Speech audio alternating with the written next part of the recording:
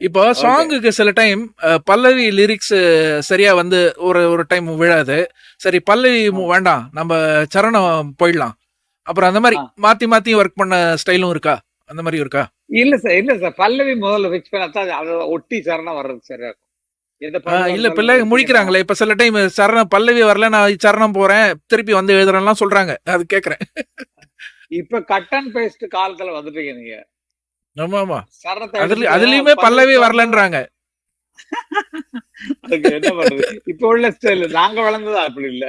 அது எது எது ஆமா. பிள்ளையார் சொல்லி போட்டீங்களோ, அதுக்கப்புறம் எது வருதோ அதுல தான் ஆரம்பிச்சு, அத ஃபைனல் பண்ணா, ம். அது எந்த பல்லவி ஃபைனல் பண்றாங்களோ நான்லாம் அதிகமா எழுதுறது இல்ல. அதிகமான பல்லவிகள் ஆல்டர்னேட்டிவ் பல்லவி நான் எழுதுறதே கிடையாது. வ வ வ வாவ்! வந்த உடனே எனக்கு என்ன தோணுதோ அத எழுதிருவேன். எழுதினோனே, நல்லா இருக்குடா இல்லன்னா சிலர் திருத்துவாரு. இல்ல இந்த இடத்துல இப்படி இருக்கலாம் அப்படிம்பாரு. சரின்ட்டு அதையும் சேர்த்து வச்சு அந்த பாட்டு பண்ணிடுவோம். எல்லா எல்லா வாவ்! கவிஞர்களும் அந்த மாரி தான். அந்த மாரி தான் பண்ணுவாங்க. ம். ஆனா நெறைய பேர் ம். நெறைய கவிஞர்கள் நெறைய பல்லவி எழுதுவாங்க. நான் ம். எழுதுறது இல்ல. நான் ஒரே ஒரு இது என்னண்ணா இது நல்லா தானடா இருக்கு அப்படின்னு சொல்லுவேன்.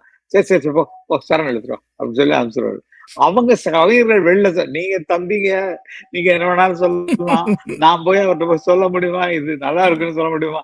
அவருக்கு என்ன ம். பிடிக்குதோ அதுல தானே போவாரு அப்படின்னு சொல்லி என்ன கேட்பாங்க. அந்த மாதிரி எல்லாம் நெறைய நடந்திருக்கு.